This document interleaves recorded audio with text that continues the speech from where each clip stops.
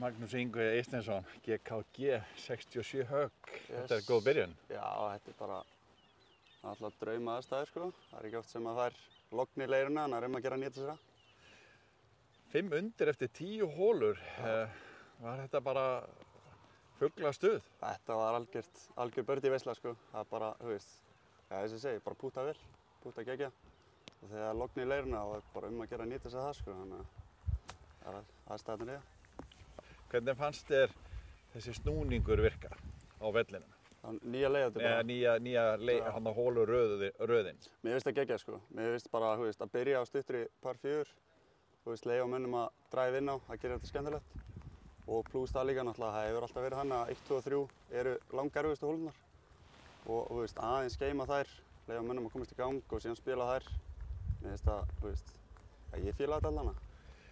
Það er ekkert að segja og sért beint þekkt nafn meðal afrekskylfinga svona allavega ef maður horfir yfir bara úrslit móta undanfarin ár. Já.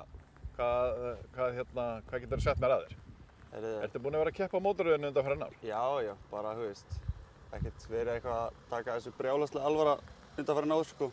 En verið að æfa mikið núna síðustu, þú veist, 1, 2, 3 ár og það er bara að skila sér núna. Búinn að vera að spila geggjað golf í sumar, þannig að það er bara að skila sér í góðum hringjum núna, sko. Já.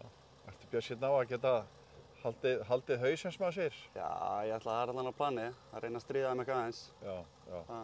Þú ert þessi hávaxinn, eftir 2 metrar? Já, næstu í, 1,97. Og hvernig gengur, er það ekki bara gott í golfi? Jú, allan að maður fær slæði lengra við það, þannig að það er ekki ekki að nýta það. Þannig að ertu bjartsýnn eftir góða byrjun?